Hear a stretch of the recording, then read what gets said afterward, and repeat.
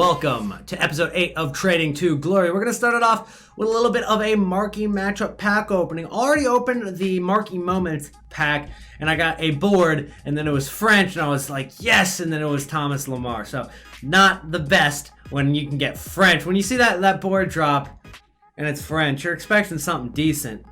Nothing in the first pack. We got Laurent Koscielny. Wasn't supposed to be a really good pack, though.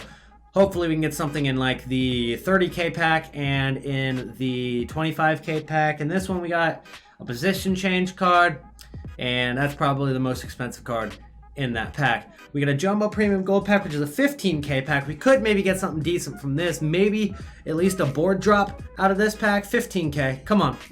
Let's see it. I think this might be something. Oh, be a striker. Dang it. It's an inform, isn't it? That is solid. I think based on what I saw at the beginning, I still can't tell if there's like a special way to see if it's an inform. But hey, that's a 15K pack, and even if it's not the greatest inform, I gotta be pretty happy about that. I mean, that's still like, 10,000 coins I didn't have beforehand. So definitely not gonna complain about that kind of pack right there. Also got Harry Winks in that pack. Doesn't look like I really got anything else in there. Got another position change card. Leg healing, a couple squad fitness, which might come in handy later on. Even though there is some sort of like fitness glitch I've heard in FIFA. I haven't gotten too much into the gameplay. As you guys can see, I have less than 25 game played still. The just servers were so bad last week. Nothing in this pack, just a rare gold. Unfortunately, a left wing Piatti, Ignacio Piatti, and then we've got the 35 or the 30K pack. 35K packs are pretty good as well. But that was a 25K pack, and I was expecting something a little bit better than an 80 rating out of that. I couldn't have gotten too much worse. That's a pretty cool kit, I gotta admit it, but just for the sake of being a Dortmund fan, I am not going to keep a Leipzig kit, but I do admit that is a pretty cool kit. Rare Electrum Players pack, 6 gold, 6 silver, all rare. Let's get at least a board drop here. If I don't get a board drop, I get 6 rare golds. Come on, one of them's gotta be a board drop. Give me something yet, give me something. That's something. That's something. That's something. Colombian. It's Falcao, isn't it? No, it's Davinson Sanchez. Let's go. That's a good pull.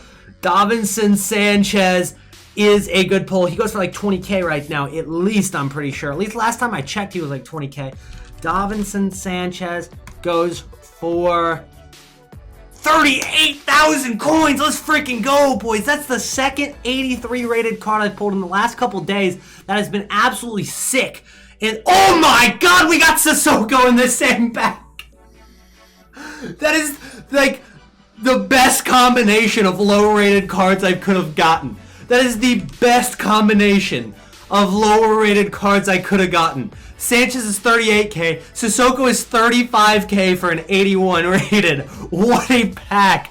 Yesterday I got Martial, which is an 83 rated, in a pack as well, which went for like 60,000 coins. Oh my goodness. I mean, here's the thing. My pack luck, it's not like I'm getting super high rated cards. I'm still getting like the 83s I normally get. But these 83s I've been getting recently have been sick. What a pack right there. Sissoko and Davinson Sanchez. What a start to the episode. Go ahead and drop a like if you guys have been joining this series. I think those packs deserve a like right there. And let's hop in to selling these cards. And then also with maybe looking at some OTW investments coming up for us this weekend before they go out of packs. I think those could pay off for us pretty well. But we'll get into that. Maybe they will, maybe they won't. I haven't looked into it too much. That's what we're going to be talking about this episode. Wasn't actually planning on starting the Trading to Glory OTW segment yet while I'm streaming, but I actually did get a snipe on the Wan-Bissakas while I was looking at his price. Got him for 36K. He is going to be making me some profit. Not only 9,000 coins, he'll be making me more than 9K. Let's go ahead and get into that right now. Might as well. OTWs right now. It's Friday morning when this video goes up. Thursday night when I'm making this video. And you've got 2 different windows to get in on OTW cards. So no matter when you're watching this video, this is going to help you out a ton. So if you're watching this, Thursday, Friday, Saturday, Sunday, this will help you out. Even if you're watching it after Sunday, guys, you can use this in future weekends as well. So what I'm looking at right now is players on Footman, and I'm looking at them, the OTWs based on their prices. So you kind of just sort, where do you want to invest in? Do you want to go low range? Do you want to go Harry Maguire? Do you want to go Thorgan Hazard? Do you want to go Joel Linton? Really cheap. Or do you want to go mid-range where you're looking at Aaron Wan-Bissaka, Irving Lozano, Julian Brandt, Alan St. Maximin? Actually, ignore that. He's an SBC. Or do you want to go, higher range where you've got Lucas Hernandez, Wassim Ben Yedder, João Felix, Nicolas Pepe? Or you can go elite range where it's Griezmann and Hazard and maybe even Coutinho in there. So you kind of got to sort it. What is your budget? And what do you want to invest in? For me, I like the middle range, because the middle range allows more people to get in on this investment. It allows the hype around them to really change the price. And that's what we're looking for, is the hype around certain cards. So Manchester United play on Sunday morning, 11:30 Eastern, 4:30 p.m. UK. And what will happen is, right before that game, people will buy their Wan-Bissakas. And especially because it's the final game of the weekend for EPL, it seems like that's one of the more hyped up games of every weekend. They play Newcastle, which isn't like a huge match, especially given Newcastle's form. But people will watch that game. And especially given the fact that Newcastle is not in good form, people are going to be like, okay, this is a card he could get an inform this week. So what I'm going to do is I'm going to pick up that OTW right before the match. And that is where we make our profit. We're not going to be the ones buying the card right before the match. We're the ones buying the card days before the match. So what we do is we buy this Aaron Wan-Bissaka right now for 44,000 coins or cheaper, or 36,000 coins if you get lucky, and then we sell him on right before the match and the hype. So he might be 44k right now. He could easily be 52, 53, 54,000 coins by the time that game starts, which is a good 6-7k profit for us who bought it a couple days ago. Now, the second window for the Aaron Wan-Bissaka is when? Right after that game and probably throughout the next day. That is the time to pick up the Aaron Wan-Bissaka, because we've got people who are selling their Aaron Wan-Bissakas because he's not going to get an inform. Well, yeah, he could. Let's say he does. We ignore this card. But for 95% of the OTWs, they'll follow this trend. The only OTWs that won't are cards that actually do play well and maybe will get an inform. Let's say Aaron Wan-Bissaka has a clean sheet and he scores a goal, right? He might get an inform. But let's assume that Man U win 2-1 and Wan-Bissaka doesn't do anything. He's not going to get an inform, and he's going to go right back down in price. He'll go from 54,000 coins and he'll drop down to 40,000 coins, maybe lower. And you've got the people who have too many coins they don't even know what to do with. And they've used the OTW Wan-Bissaka for their weekend league team. And weekend league finishes on what day? Sunday. Perfect timing. That adds more supply on Sunday, and the card drops even farther. You can get them for really cheap. Go ahead and buy them in the panic selling. Go ahead and buy them on the supply. And then what do? You wait 6 days. You go ahead and sell them back on when he plays again next Saturday, and you make a good 15,000 coins on each card. That's easy money, and that's gonna work for pretty much every OTW that you pick up. As long as you guys are patient with the cards, this OTW method is gonna work. Now, don't get all your coins tied up into OTWs, because that could get boring if you're waiting a couple days for them to play again. Go ahead and put maybe 25-30% of your cards. If you really don't know what to do with your coins, go ahead and throw 50 to 60% into the cards. For me, I'm probably going to throw maybe about 25% of my coins into OTWs this week, and then I'll go ahead and flip those cards for as much profit as I possibly can make. Aaron Wan-Bissaka is just the first card I was looking at. This will work for anybody who is going to start in a game. Anybody who's going to start. Now, you can't pick up let's say Pablo Sarabia gets injured tomorrow at training. That card's not going to go up because people know he's not playing. He's not going to rise in price. So you don't want to use a card that's injured or maybe sick or he's not going to play for some reason or another. You don't want to pick up cards like that. You want to pick up the guys who are going to be hyped up going into their game. You want to get maybe even strikers, because what you can do with strikers is there's a lot more opportunity for them to get informs. Every goal they score, they skyrocket in price. That's a game that is a little bit riskier. Sometimes, you're watching the game where it's PSG versus Angers this weekend, and PSG versus Angers, and Mauro Icardi scores a goal, and you go out and you buy a Mauro Icardi for 27,000 coins, and within 5 minutes he goes up to 35k, and you quickly sell.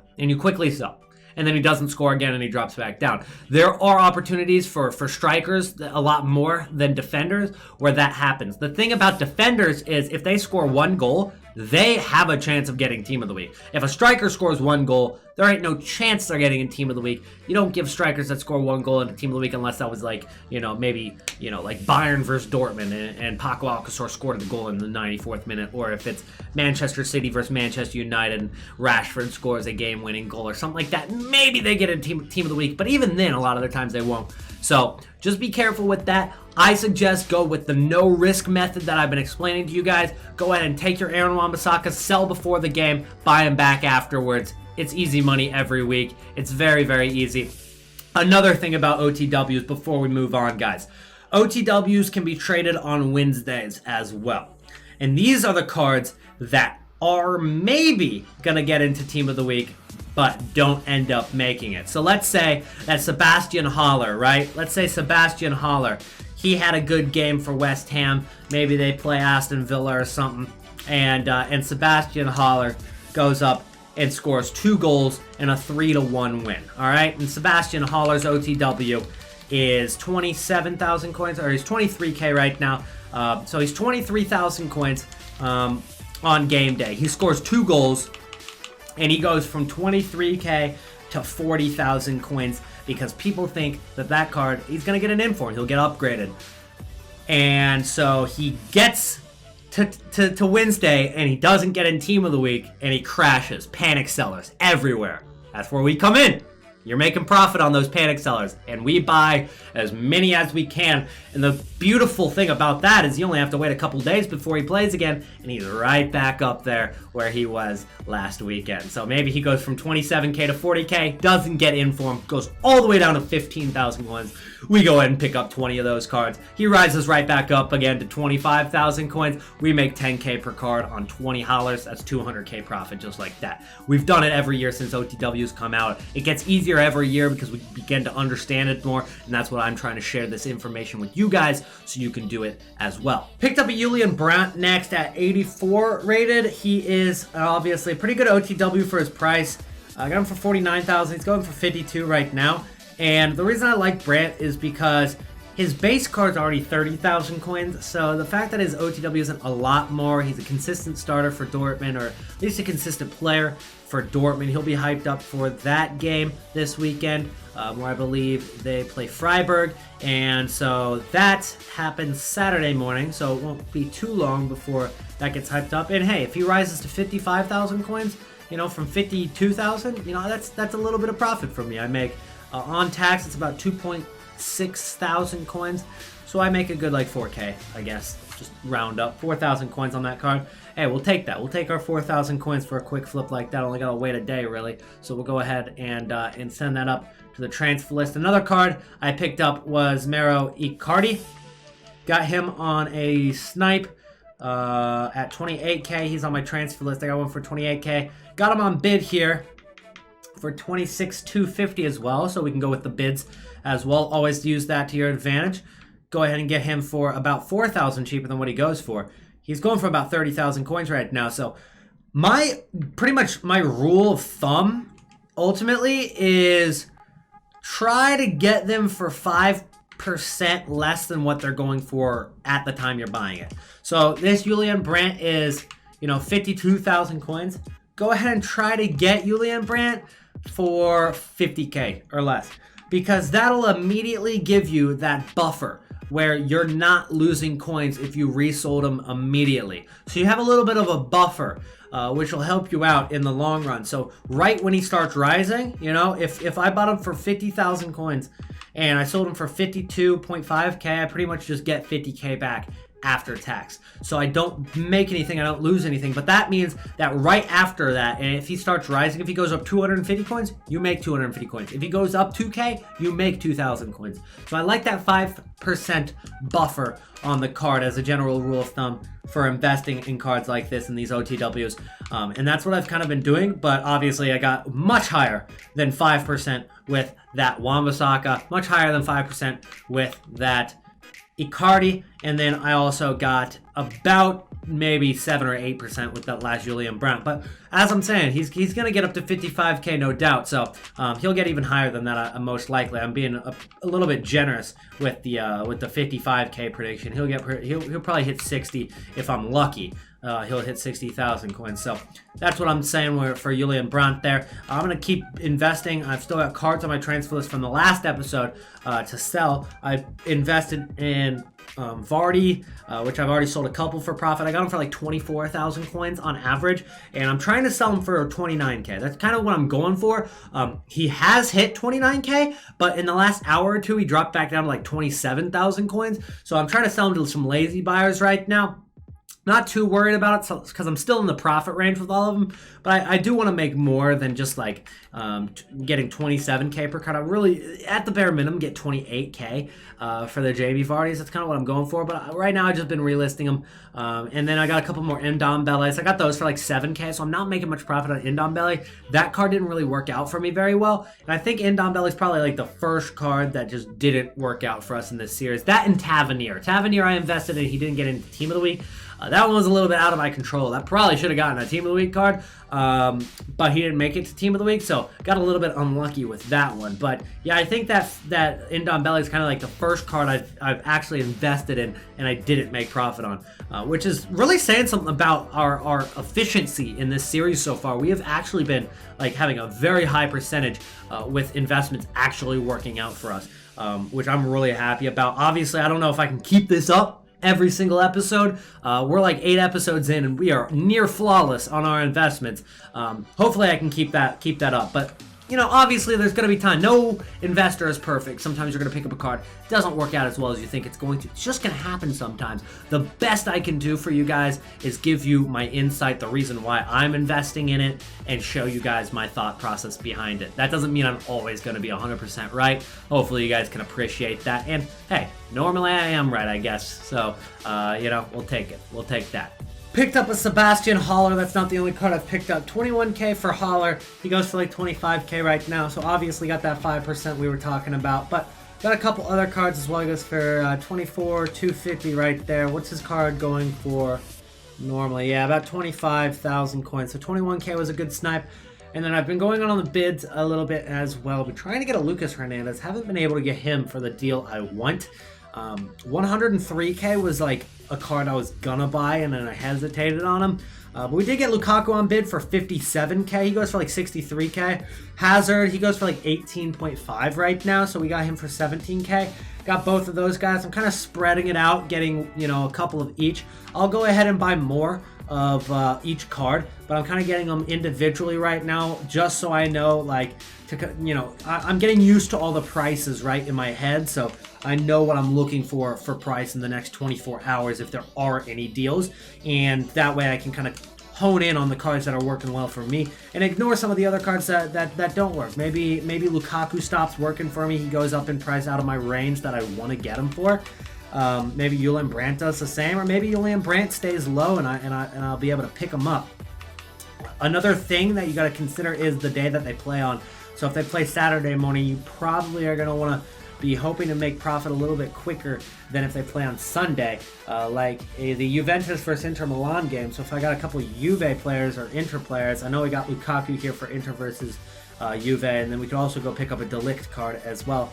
I got time for that Lukaku to rise in price. But for Julian Brandt, who plays Saturday morning, and Thorgan Hazard plays Saturday morning for Dortmund versus Freiburg, you know, you're going to be wanting to sell that maybe overnight Friday night, so you don't have as much time on a card like that. So ideally you'll want to get in on these investments a whole week beforehand, or during the week, maybe on the Wednesday. Maybe they drop at random during some time in the week. Go ahead and pick them up then. You're not going to be waiting this long to pick up OTWs on most weeks, but it's going to work fine because they're currently in packs still. The supply is still coming out of packs. So this is kind of like an outlier week. I want to prepare you guys for the future weeks as well, not only this weekend. Yes, we want to make profit right now. I mean, most of you guys that join and watch these videos, you're like, how do I flip this card for 200% profit in an hour? And it's like, all right, that's not possible. But what I can do is help you make profit as much as you possibly can in the next day or so.